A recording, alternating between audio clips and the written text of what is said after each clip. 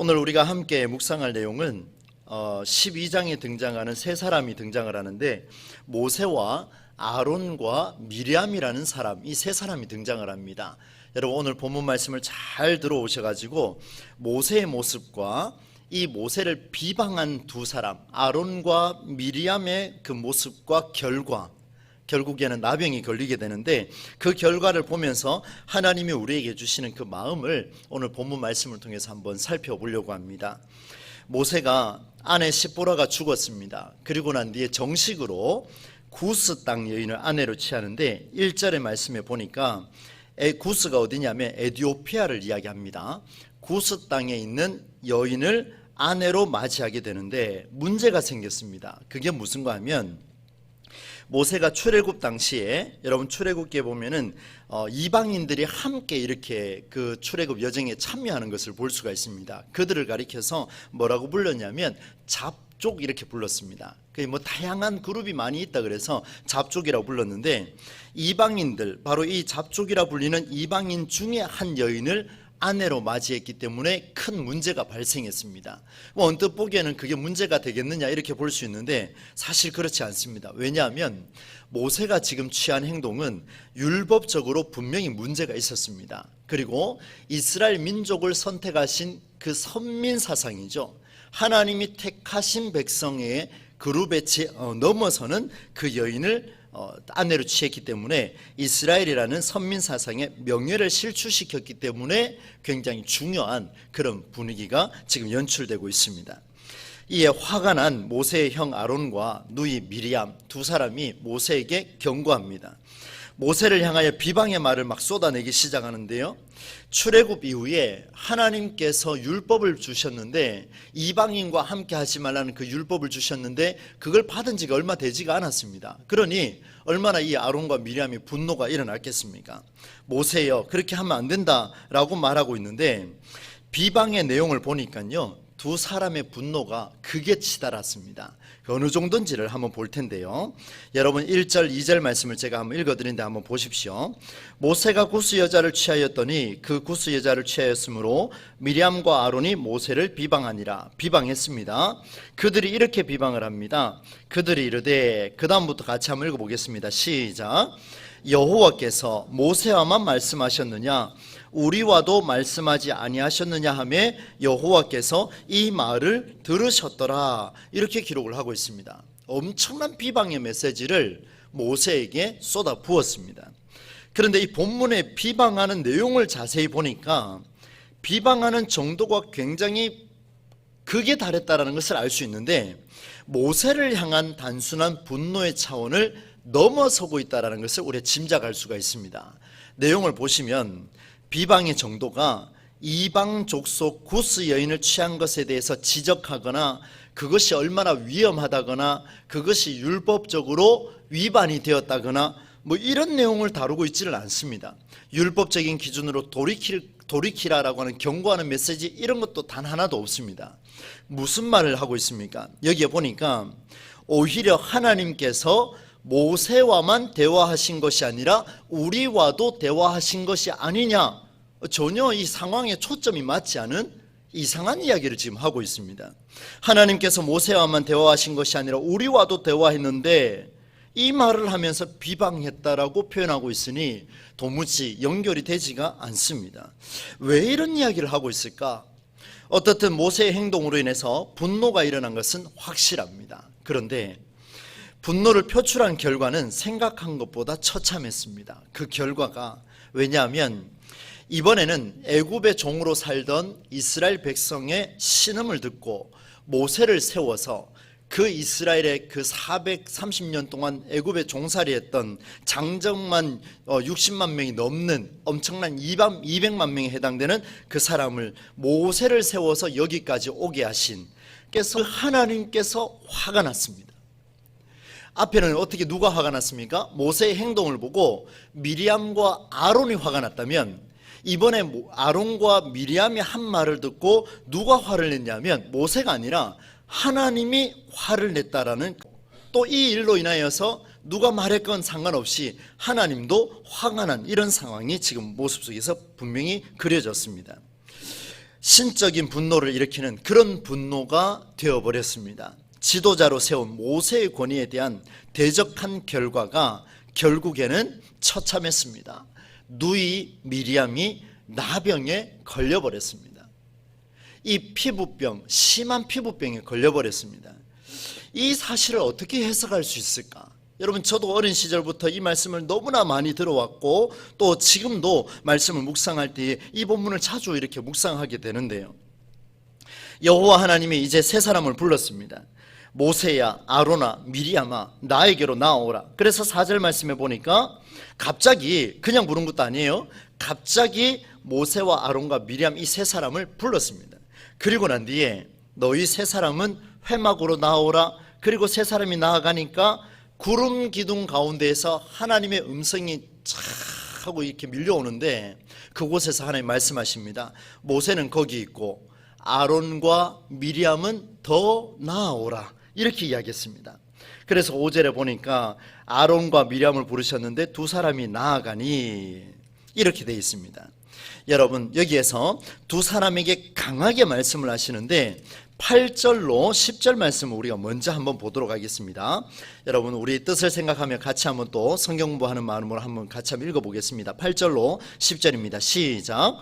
그와는 내가 대면하여 명백히 말하고 은밀한 말로 하지 아니하며 그는 또 여호와의 형상을 보거늘 너희가 어찌하여 내 종 모세 비방하기를 두려워하지 아니하느냐? 여호와께서 그들을 향하여 진노하시고 떠나심에 구름이 장막 위에서 떠나갔고 미리암은 나병에 걸려 눈과 같더라. 아론이 미리암을 본즉 나병에 걸렸는지라.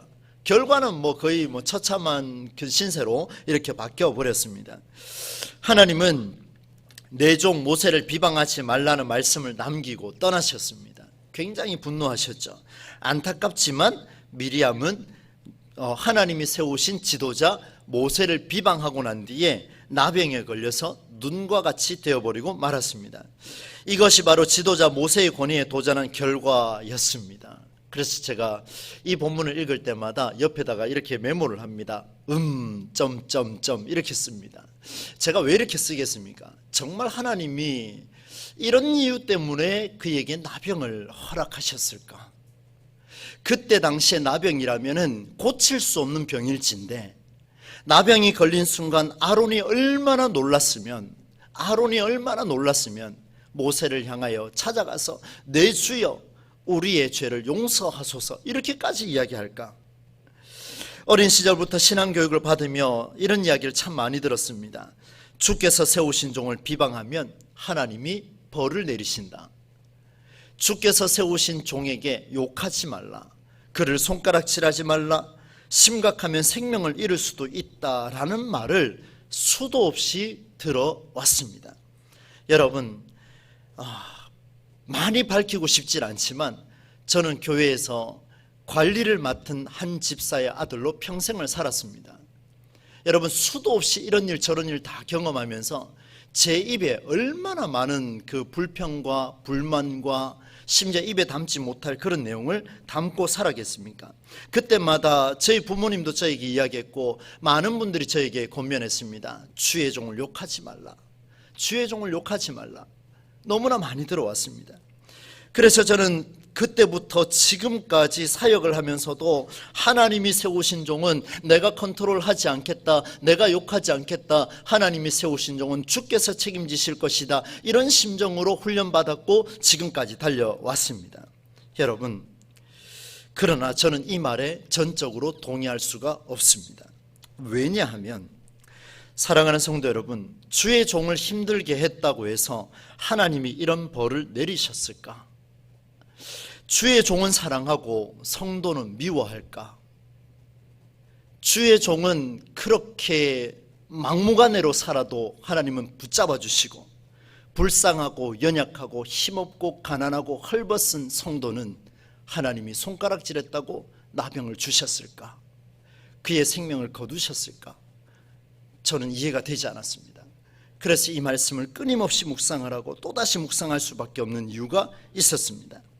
아론과 미리암이 모세의 권위에 도전하여 이런 벌을 받았다고 하기에는 성경의 기록이 너무나도 이상합니다. 이제 그 내용을 여러분과 함께 살펴보려고 합니다. 2절 말씀을 다시 한번 우리가 집중해서 읽어보겠습니다. 2절입니다. 시작. 그들이 이르되 여호와께서 모세와만 말씀하셨느냐 우리와도 말씀하지 아니하셨느냐 하며 여호와께서, 누가 이 말을 들었다 기록을 하고 있습니까? 여호와께서 이 말을 들으셨더라. 무슨 말인지 이제 그 해석을 가려고 합니다. 모세가 이방 여인을 취한 것으로 두 사람이 화가 난 것처럼 보이지만, 아론과 미리암이 모세를 향하여 당신은 틀렸다라고 말했지만, 그러나 내용을 자세히 보니까 모세가 율법을 지키지 않아서 지금 손가락질을 받는 것이 아니라, 실상은 아론과 미리암이 표출한 분노는 모세가 아닌 하나님을 향한 분노였다라는 사실을 여러분 2절에서 우리에게 말씀해 주고 있습니다. 사람을 향한 분노가 아니었어요. 하나님을 향한 분노가 드러났습니다. 여호와께서 모세와만 말씀하셨느냐 우리와도 말씀하시지 아니하였느냐. 여러분, 만약에 모세의 권위에 도전했다면, 하나님이 세우신 주의 종령의 권위에 도전했다면, 목사님 왜 율법을 지키지 않습니까? 모세여 왜 그 율법을 어겼습니까? 이렇게 반문해야 할진데, 근데 성경은 보니까 여호와께서 당신과만 대화했느냐? 아니다, 우리와도 대화하지 않았느냐? 무슨 말입니까? 두 사람은 모세를 지금 욕되게 한 것이 아니라 하나님을 욕되게 하는 말을 하고 있습니다. 그러니 민수기 기자가 놓치지 않고 한 말이 있었습니다. 여호와께서 이 말을 들으셨더라. 여호와께서 이 말을 들으셨더라. 사람을 정죄하고 사람을 미워하는 그런 말의 차원이 아니라, 말을 들어보니까 기가 막힌 일이 벌어졌는데, 보니까 사람을 욕되게 한 것이 아니라 하나님을 욕되게 하고 하나님의 일하심을 인정하지 않는 그런 일이 벌어졌기 때문에 여호와께서 들으셨더라. 그리고 그 결과는 나병에 이르게 되었다는 것을 보여줍니다. 그러면 여러분, 이제 하나님이 왜 이런 벌을 내리셨을까? 구체적으로 한번 들어가 보겠습니다. 6절 이후의 말씀을 여러분 눈으로 한번 따라오시기 바랍니다. 하나님이 이렇게 말씀하세요. 너희는 나의 말을 들으라. 너희 가운데 예언자가 있으면, 선지자가 있으면 나 주 여호와 하나님이 환상으로 그들에게 알리기도 하고 꿈으로도 그에게 말해줄 것이다. 7절로 넘어가니까 내 종 모세는 다르다. 그는 나의 온 집을 충성스럽게 맡고 있는 그 자다. 그와는 내가 얼굴을 바라보고 말한다. 명백하게 말한다. 모호하게 말하지 않는다. 그는 나 주 여호와 하나님의 모습까지 볼 수 있었던 자다. 그런데 너희는 어찌하여 두려움도 없이 나의 종 모세를 비방하느냐? 이게 하나님 말씀입니다. 하나님이 분노하셨는데 그들에게 말씀하시기를, 여러분 내용을 자세히 한번 보셔야 돼요. 하나님이 내가 세운 주의 종, 그 사람을 욕되게 해서 지금 하나님 분노하신 게 아니라 자세히 보셔야 돼요. 미리암은 여러분 출애굽기 15장에 가니까 미리암이 노래를 불렀습니다. 근데 거기에 뭐라고 기록하고 있냐면 여선지자다라고 기록을 하고 있습니다. 그런데 여기 성경에 보니까 6절에 뭐라고 되어 있습니까? 너희 중에 선지자가 있으면 나 여호와가 무엇으로 보여줬다 그랬습니까? 환상으로. 그리고 뒤에 가니까 무엇으로도 말한다? 꿈으로도 말한다. 여러분 보세요. 미리암도 선지자였습니다. 예언자였습니다. 하나님으로부터 환상을 보고 꿈으로도 보고 하나님이 보여주시는 일들이 많이 있었는데, 지금 보니까 기가 막힌 일이 벌어진 거죠. 그리고 아론을 한번 보십시오. 모세와 함께 애굽 왕 그 바로 앞에서 벌벌벌벌 떨고 있던 그 모세, 그 옆에 있던 아론이 무엇을 말합니까? 하나님께서 모세를 통해 주신 그 말씀을 애굽 왕 바로에게 대언하는 일을 했습니다. 어마어마한 일을 안 했겠습니까? 아론이 없었다면 여러분 출애굽이 일어날 수 있겠습니까? 모세가 벌벌벌벌 두려워 떨고 있을 때 하나님 말씀하시죠. 내 형 아론이 가서 말해줄 것이다. 엄청난 일을 했습니다. 미리암도 그렇고 아론도 그렇고 지금 엄청난 일을 감당한 이들이 환상으로도 알리고 꿈으로도 알리고 선지자로 예언자로 말씀을 대언한 자로 하나님의 말을 전해준 자로 다양한 통로로 하나님은 미리암도 사용하셨고 아론도 사용하셨고, 급기야 하나님은 모세라는 사람에게는 꿈이나 환상으로 소통하신 게 아니고 대면하여 소통한 도구로 사용한 것이 바로 하나님이 모세를 만나주신 통로입니다. 다시 한번 말씀드립니다. 미리암은 환상으로 꿈으로 하나님을 봤습니다. 그리고 하나님이 역사하심을 선지자로 대언을 했습니다. 아론은 하나님의 말씀을 대언을 했습니다. 그 바로 앞에 가서 그 말을 전해줬습니다. 두 사람 다 굉장한 일을 했어요. 그런데 모세는 어떤 일을 했습니까? 하나님과 대면하여 하나님의 말씀을 선포한 자로 나타났습니다. 그러니 이렇게 정리할 수가 있겠죠. 각기 각자에게 다양한 통로로 하나님은 사용하고 계시는데, 미리암과 아론은 모세를 향한 하나님의 일하심을 무시한 태도를 지금 보이고 있습니다. 너하고만 이야기했냐? 아니다. 우리와도 대화했다. 여러분, 하나님 분명히 그렇게 하셨죠. 너와도 대화하셨고 우리와도 대화하셨어요. 그러나 하나님은 각자의 소통하시는 방법으로 그들을 만나주셨지, 누가 선행이고 누가 후행이고 이런 차원이 없었다라는 그 말씀입니다. 여러분, 자세히 보십시오. 여러분, 모세가 하나님을 비방한 것이지 어떤 지도자를 비방한 결과로 미리암이 나병에 걸린 게 아니라는 그것이 오늘 성경에 드러나고 있습니다. 여러분, 성경의 생각은 오로지 하나님을 욕되게 하는 일을 막는 데 모든 초점이 맞추어져 있습니다.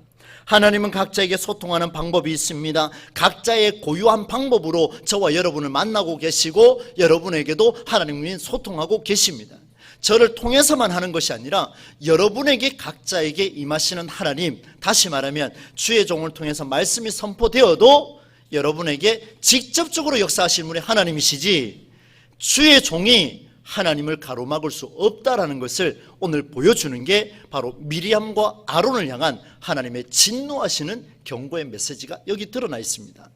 사랑하는 성도 여러분, 오늘 말씀은 상당히 좀 무겁게 제가 이렇게 올라왔습니다. 이 말을 잘못 이해하시면 여러분, 목회자를 향하여 두 손가락질을 했을 때에 혹여나 벌받지는 않을까, 마음이 힘들지는 않을까, 여러분 이제는 여기에서부터 자유하시기 바랍니다. 인간을 향한 그것은 별 문제가 없습니다. 단지 하나님의 섭리하심을 손가락질했다면 긴장하셔야 합니다.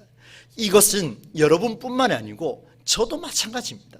저도 하나님의 섭리를 긴장하게 만들면 저 또한 어떻게 될지 모른다는 사실을 두려운 마음으로 말씀 앞에 서 있습니다. 바라건대 저와 여러분이 하나님의 말씀 앞에서 각자가 고유한 방법으로 하나님께 응답하는 우리 동부제일교회가 되기를 간절히 소망합니다. 그렇게 돼야 됩니다. 여러분, 그렇게 되셔야 돼요. 그렇게 되셔야 돼요. 그래야 성경이 살아있습니다.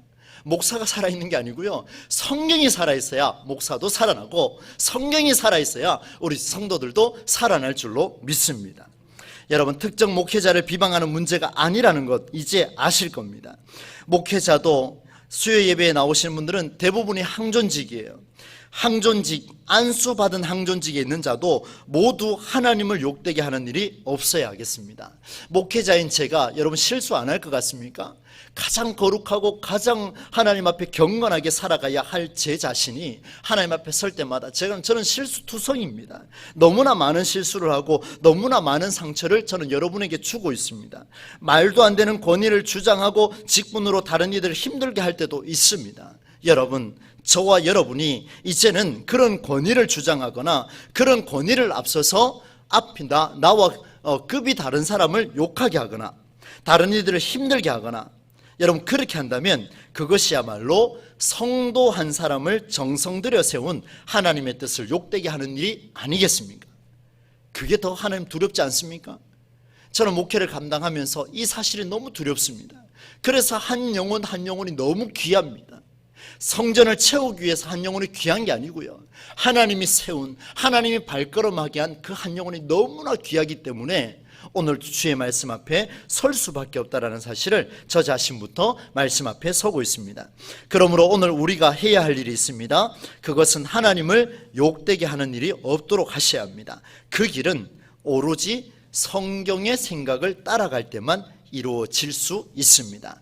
사랑하는 성도 여러분, 우리 교회가 저는 이런 공동체가 되어갔으면 좋겠습니다.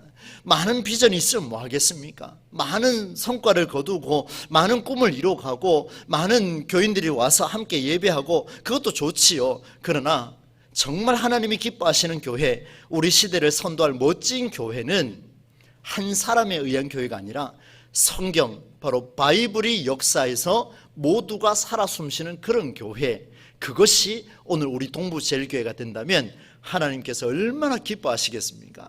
여러분, 하나님의 얼굴에 미소를 드릴 수 있는 우리가 될 수 있기를 주의 이름으로 축원합니다. 여러분, 그러면 아론과 미리암처럼 살지 않는 성경적인 방법은 없을까? 이제 그 방법이 나와야 되겠죠. 여러분, 놀랍게도 성경은 항상 이런 반증을 줍니다. 반증을 주면 그 다음에 어떻게 살아야 할지를 보여줘요. 너무나 감사하게도 오늘 본문은 그것을 놓치지 않고 말씀해 주고 있습니다.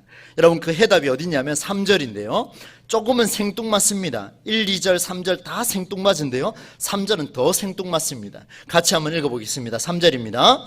이 사람 모세는 모든 사람보다 더하더라. 여러분, 제가 최근에 지금 계속해서 말씀 선포하는 내용은요, 각 가정마다 다니면서 제가 신방 설교했던 내용이 있습니다. 이 자리에도 이 본문 말씀을 들은 가정이 있습니다. 잘 한번 기억해 보십시오. 이 사람 모세는 온유함이 지면의 모든 사람보다 더하더라. 여러분, 하나님이 모세를 선택하신 성경의 유일한 이유가 있다면 바로 이 구절입니다. 그 출애굽을 이끌고 간 이 모세를 세우신 하나님의 이유가 단 한 가지였어요. 뭐냐면 온유함 때문입니다. 온유한 성품 때문인데, 그래서 성경 문자적으로 이해하기 위해서 검색을 해봤습니다. 온유하다는 뜻이 뭘까? 들어보세요. 남을 배려하고 참을 줄 알고 온화하고 부드럽고 그야말로 온순한 성격의 소유를 한 사람이 온유한 사람이다. 뭐 이런 등등의 표현들이 있습니다. 저도 온유한 사람이 좀 됐으면 좋겠습니다. 이 말씀을 보면서 온화하고 볼 때마다 이 부드러움 향이 좀 날 수 있는, 저도 조금 이렇게 경직된 모습이 좀 많아서 걱정이 되는데, 여러분, 신앙인에게 꼭 필요한 성품이 아닐까 그런 생각을 해봤습니다. 그러나 여러분, 모세의 삶을 되돌아보면요, 모세는 온화한 사람이 아닙니다. 부드러운 사람이 아니에요. 굉장히 괴팍한 사람입니다. 여러분, 그 젊은 시절에 어떻게 했습니까? 사람을 죽였지 않습니까? 온화합니까? 온유합니까? 말도 안 되는 소리죠. 그리고 출애굽할 때 어떤 일이 벌어졌습니까? 백성들이 목마르다 그러니까 이제는 지치고 지쳐서 열받아서 지팡이를 들고 어떻게 했습니까? 우리가 잘 아는 내용 있잖아요. 반석을 치는데 세게 2번이나 내리찍었습니다. 얼마나 화가 났으면. 여러분, 이런 여러 가지 다양한 예가 많이 있습니다만 시간이 없어서 넘어가겠습니다. 여러분, 모세의 삶을 되돌아보면 정말 이 분노를 참지 못하는 사람이에요. 얼마나 다혈질이고 얼마나 혈기왕성하고, 결정적일 때는 주여 나는 못 갑니다 이렇게 이야기하고, 또 결정적일 때는 나는 입이 어눌합니다 실컷 말 잘해놓고, 뭐 이렇게 표현하는 게 모세였어요. 온유함? 도대체 뭐가 온유할까요? 그러면 하나님과 대면한 자라서 온유하다? 그것도 이해가 되지 않습니다. 그렇다면 아론과 미리암에게 여호와께서 너하고만 대화했냐? 아니다, 우리와도 말씀하셨다, 이 소리를 들었을 때 가만히 있지 않아도 될 법한 그 모세, 그에게 온유함은 도대체 무엇일까? 여러분, 오늘 성경에 그대로 드러나고 있습니다. 왜 3절이 들었는지를 보여드립니다. 모세는 달랐습니다. 그는 나병에 걸린 미리암과 이로 인해 용서를 구하는 아론의 말을 외면하지 않았습니다. 아무리 형이라 아무리 누이라 해도 내가 믿고 있는 신의 이름을 결부시켜서 나를 정죄하고 손가락질한다면 여러분, 참을 수 있겠습니까? 더욱이 다혈질인 모세가 참을 수 있겠습니까? 못 참습니다. 그런데 모세가 참고 견디는 이유가 있습니다. 그게 바로 11절로 13절 말씀인데요, 같이 한번 읽어보도록 하겠습니다. 11절로 13절입니다. 시작. 아론이 이에 모세에게 이르되 슬프도다 내 주여, 우리가 어리석은 일을 하여 죄를 지었으나 청하건대 그 벌을 우리에게 돌리지 마소서. 그가 살이 반이나 썩어 모태로부터 죽어서 나온 자 같이 되지 않게 하소서. 여러분, 13절은 좀 더 집중하셔야 됩니다. 읽습니다. 시작. 모세가 여호와께 부르짖어 이르되 하나님이여 원하건대 그를 고쳐 주옵소서. 여러분, 다르지 않습니까?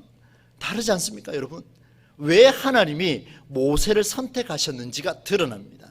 그의 성품이 온유해서요? 아니요, 그거 아닙니다. 여러분, 성경적인 온유함이 뭔가를 오늘 보여주는데요, 여러분 보세요. 성경은 이런 모세의 삶을 가리켜 온유한 자로 선포했습니다. 어떻게 해요? 나를 비방하는 자라 할지라도 그를 위해서 기도하기를 힘쓰는 바로 그 모세와 대면하고 싶어 하셨던 하나님. 누군가가 나를 욕하고 나를 정죄한다 할지라도, 네가 믿고 있는 하나님 살아계시냐라고 손가락질한다 한다 할지라도, 네가 믿고 있는 그 하나님 죽었다라고 말한다 할지라도 그를 위해 기도할 수 있는 그 사람을 가리켜 하나님이 뭐라고 말씀하셨냐면, 이 사람 누구는 온유함이 지면의 모든 사람보다, 개역 한글판으로 하면 승하더라, 오늘 성경으로 하면 더하더라, 이렇게 표현하고 있습니다. 그의 온유함이 정말 놀라웠습니다.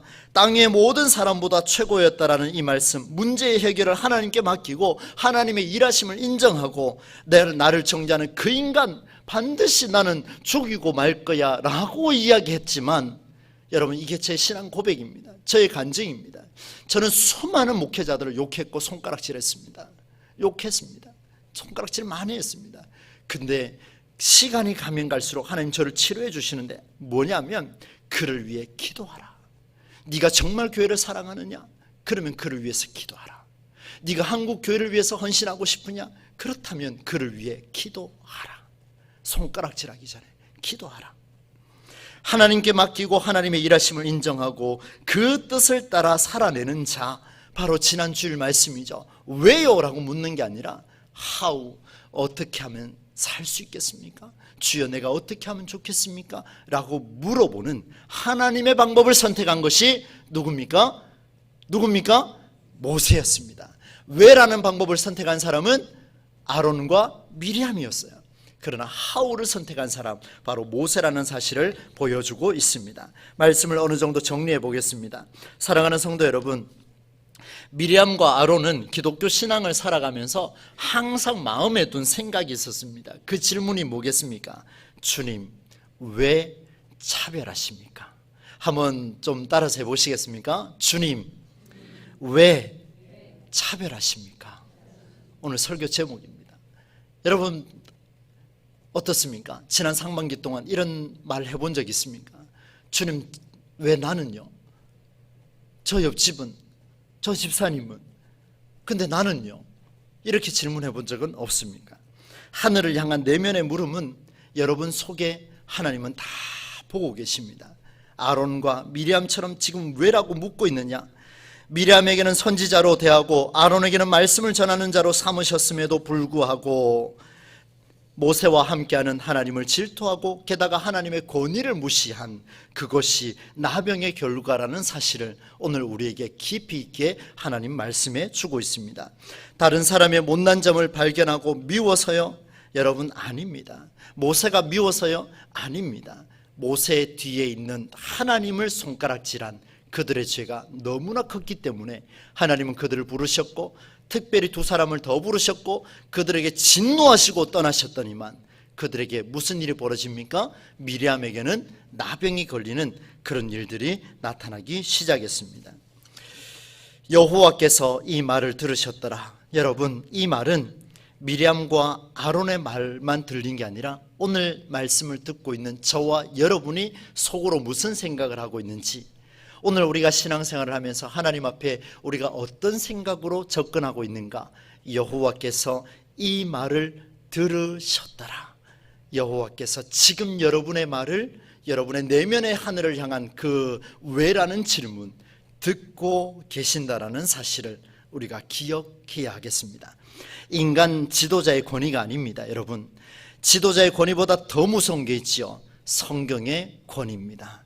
여러분, 혹여나 이 목회자가 성경의 권위를 훼손하거들랑 여러분 저를 내리셔야 됩니다. 여러분, 혹여나 성경의 권위가 살아나려고 몸부림치거들랑 여러분도 함께 성경의 권위를 살려내고자 함께 협력하는 놀라운 은혜가 있기를 바랍니다. 모든 것이 합력하여 선을 이루느니라, 놀라운 말씀 아닙니까? 이때에 성령께서 탄식하며 우리를 위해서 기도해 주겠다 말씀해 주셨습니다. 이게 바로 믿음이고 능력입니다.